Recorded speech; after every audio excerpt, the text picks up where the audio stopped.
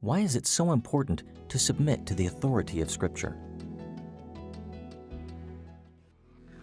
Well, accepting and acknowledging the authority of the Scripture as the foundational starting point for all theological reflection and doctrinal claims is important because of what the Scriptures purport to be telling us.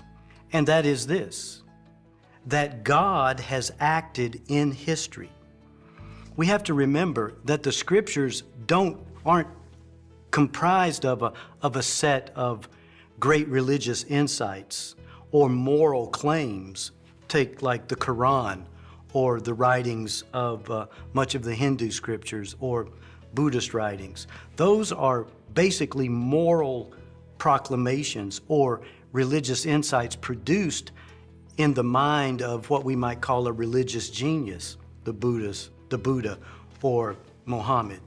But the Scriptures say God has acted in history, and in these acts, the act of calling Abraham, the act of delivering Israel, the act of sending judgment upon Israel through the Babylonians, the act of bringing Israel back to Jerusalem, ultimately the act of becoming incarnate in the Virgin Mary, of being born, of Jesus dying on the cross, literally, physically, historically, rising from the dead, literally, physically, historically.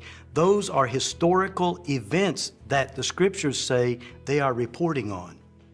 Now, it's important to submit to the teaching of Scripture if the teaching of Scripture is telling us about what God has done.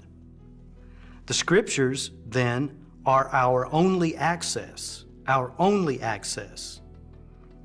in written form to the account of what God has done to reveal Himself.